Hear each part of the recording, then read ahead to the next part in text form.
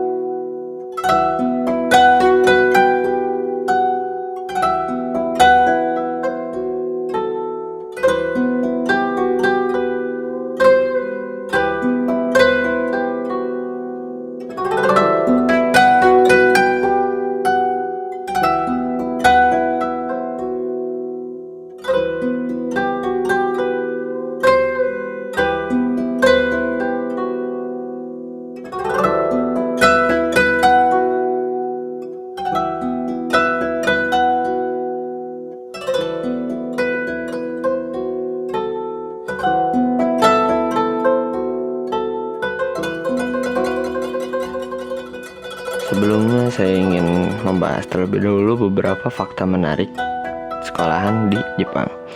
Yang pertama ada sistem ganbarisme dan kizuna untuk para pengajar. Sekolah di Jepang menjunjung pemikiran bahwa proses belajar lebih penting dibandingkan hasil dari belajar itu sendiri. Pemikiran ini biasa disebut dengan ganbarisme yang berasal dari kata ganbaru yang berarti berjuang. Selain itu, para pengajar di Jepang ditekankan untuk memiliki hubungan mendalam dan sesama rekan kerja juga dengan muridnya, yang disebut dengan kizuna, dengan tujuan agar hubungan antara guru dengan murid akrab dan tidak terkesan kaku. Juga bisa mengenal karakteristik dari setiap murid. Yang kedua ada aturan ketat. Jepang terkenal dengan perilaku setiap individunya yang sangat disiplin dan juga teratur. Tentu saja ini tidak terbentuk dengan sendirinya. Terdapat beberapa aturan yang mengatur murid dari detil berpakaian bahkan sampai larangan berpacaran di sekolah. Yang ketiga adalah desain seragamnya yang unik. Awalnya seragam laki-laki mulai muncul dengan gaya kebarat-baratan pada tahun berbeda dengan sekarang yang sudah menggunakan rompi dan jas. Sedangkan seragam perempuan masih berupa kimono sampai diubah ke hakama kemudian menjadi gaya kebarat-baratan pada tahun 1920. Yang keempat adalah makan siang oleh murid untuk murid. Jam makan siang tentunya merupakan jam yang paling dinanti oleh setiap murid, tidak terkecuali di Jepang. Meskipun demikian, ada alasan tambahan mengapa makan siang di sekolah Jepang sedikit berbeda dengan yang lainnya. Di tingkat dasar, makan siang dipersiapkan di dalam sekolah dan murid-muridnya akan membantu untuk mempersiapkan makan siang teman-temannya. Untuk tingkat yang lebih senior lagi, biasanya mereka sudah memiliki kantin atau membawa bekal atau bento untuk dimakan bersama dengan teman. Yang kelima ada kegiatan klub seusai sekolah yang mengasihkan. Klub atau yang bisa disebut juga kegiatan ekstrakurikuler juga merupakan aspek penting saat bersekolah di Jepang. Setiap siswa diwajibkan untuk mengikuti klub yang ada di sekolah untuk meningkatkan keterampilan non-akademik juga bakat dan minat mereka. Yang keenam adalah festival sekolah yang tidak terlupakan. Festival sekolah merupakan acara yang cukup besar di Jepang. Banyak sekolah yang mengadakan Bunkassai atau festival budaya literasi sekitar tanggal 3 November setiap tahunnya, sama dengan Hari Budaya dan Hari Libur Nasional di Jepang. Di festival inilah klub-klub atau ekstrakurikuler bisa menunjukkan bakat dan pencapaiannya. Festival juga terkadang diadakan lebih dari satu hari. Yang ketujuh adalah muridnya yang datang dari berbagai negara. Sejak tahun 1960, banyak keluarga yang kembali lagi ke Jepang dan menyebabkan adanya Cultural League. Untuk mengatasi ini, beberapa pihak sekolah pun mulai membuka kelas internasional. Dikarenakan adanya perbedaan ini, seluruh sekolah pun harus beradaptasi dengan budaya multikultural di dalam lingkungan sekolah. Dan fakta yang terakhir adalah libur sekolahnya yang hadir nyaris di setiap tahun. Periode sekolah di Jepang dimulai dari April dan berakhir pada bulan Maret. Di antara itu terdapat beberapa libur panjang yang berhubungan dengan musim. Di antaranya libur musim panas yang bisa bertahan selama 1 bulan lebih. Liburan musim dingin yang berhubungan dengan Natal dan Tahun Baru. Serta libur pergantian semester di musim semi. Total dari hari libur sekolah di Jepang pun bisa diperkirakan mencapai 70 hari per semester. Dan itu belum termasuk libur akhir pekan.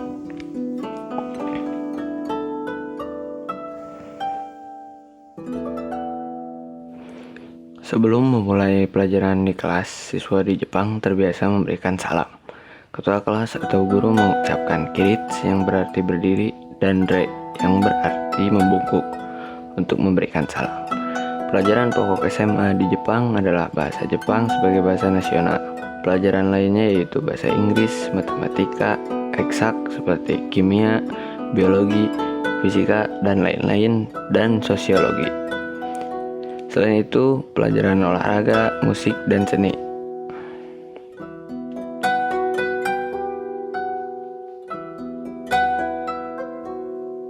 Selanjutnya, ada ilustrasi mengenai siswa Jepang mempelajari kanji. Ini adalah pelajaran bahasa nasional di Jepang. Guru sedang menulis di papan tulis menggunakan kapur tulis. Cara menulisnya yaitu dari atas ke bawah dan dari kanan ke kiri. Cara menulis seperti ini hanya pada mata pelajaran bahasa nasional saja.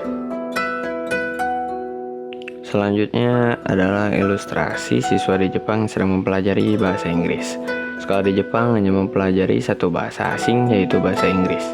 Semua siswa menggunakan kamus elektronik, tidak hanya bahasa Inggris, bahasa Jepang pun akan terasa mudah jika menggunakan kamus elektronik. Selanjutnya adalah ilustrasi di mana siswa Jepang sedang berolahraga di lapangan. Di tiap sekolah di Jepang biasanya memiliki gedung olahraga, halaman sekolah, dan kolam renang. Untuk pelajaran olahraga dilakukan di tempat olahraga. Olahraga bola voli, bola basket, sepak bola, dan berenang dilakukan di tempat yang semestinya. Selanjutnya adalah ilustrasi di mana siswa Jepang sedang belajar memasak di kelas memasak. Pada sekolah di Jepang, pelajaran memasak tidak hanya untuk anak perempuan, tetapi anak laki-laki pun belajar memasak. Pelajaran memasak merupakan pelajaran pilihan, tidak hanya belajar masak, mereka juga belajar cara membuat pakaian. Dan materi yang akan saya sampaikan dalam video ini adalah materi Nihongo Jugyo wa desu ka dan materi Toshoshitsu Dehon o Yomimasu. Masuk ke materi yang pertama, yaitu Nihongo Jugyo wa desu ka. Pada bagian ini kita akan berlatih bagaimana cara mengungkapkan kesan atas kegiatan yang ada di sekolah. Berikut ada beberapa mata pelajaran dalam bahasa Jepang. Yang pertama ada Sugaku, yang berarti pelajaran matematika. Yang kedua ada Seibutsu, yang berarti pelajaran biologi. Yang ketiga ada Kagaku, yang berarti pelajaran kimia. Yang keempat ada Butsuri, yang berarti pelajaran fisika. Yang kelima ada sejarah, yang berarti pelajaran rekisi. Yang keenam ada Taiku, yang berarti pelajaran olahraga. Yang ketujuh ada Kokumin Kyoiku, yang berarti pendidikan kewarganegaraan. Yang ke-8 ada Sukyo Kyoiku, yaitu ada pelajaran pendidikan agama. Dan yang ke-9 ada Ciri, yang berarti pelajaran geografi. Setelah itu ada beberapa istilah di sekolah dalam bahasa Jepang. Yang pertama ada repoto, yang berarti laporan. Yang kedua ada repoto okaku, yang artinya menulis laporan. Yang ketiga ada sentaku mondai, yang berarti soal pilihan ganda. Yang keempat ada teigaku, yang berarti skors. Yang kelima ada manten, yang berarti nilai sempurna. Yang keenam ada toshoshitsu, yang berarti ruang perpustakaan. Yang ketujuh ada taikukan, yang berarti bola olahraga. Yang kedelapan ada saboru, yang berarti membolos. Yang kesembilan ada jugyouchu, yang berarti sedang ada pelajaran. Dan yang ke-10 ada anki, yang berarti hafalan.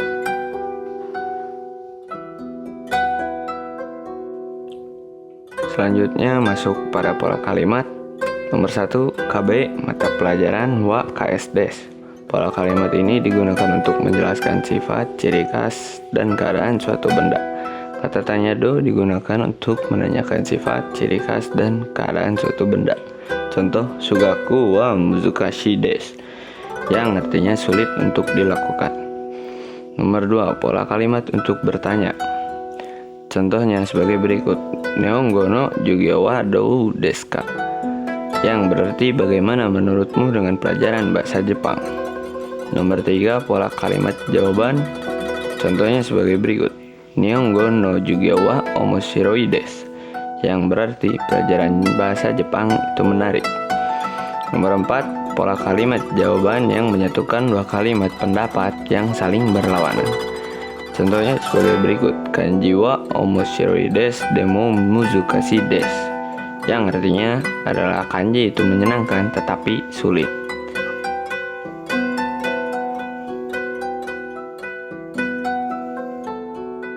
Masuk ke materi yang kedua, yaitu Toshoshitsu Dehon o Yomimasu. Pada bagian ini kita belajar agar dapat menginformasikan kegiatan yang sedang dilakukan di sekolah dalam bahasa Jepang. Berikut adalah contoh beberapa kata kerja dalam bahasa Jepang. Yang pertama ada hatarakimasu, yang berarti bekerja. Yang kedua ada benkyoshimasu, yang berarti belajar. Yang ketiga ada nomimasu, yang berarti minum. Yang keempat ada tabemasu, yang berarti makan. Yang kelima ada oyogimasu, yang berarti berenang. Yang keenam ada kikimasu, yang berarti mendengar. Yang ketujuh ada kakimasu, yang berarti bisa menggambar atau menulis. Yang kedelapan ada kopi o shimasu, yang berarti mengcopy file.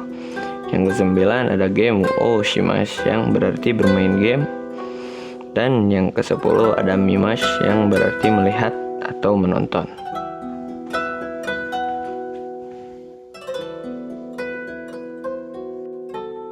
Selanjutnya adalah beberapa ruangan di sekolah dalam bahasa Jepang.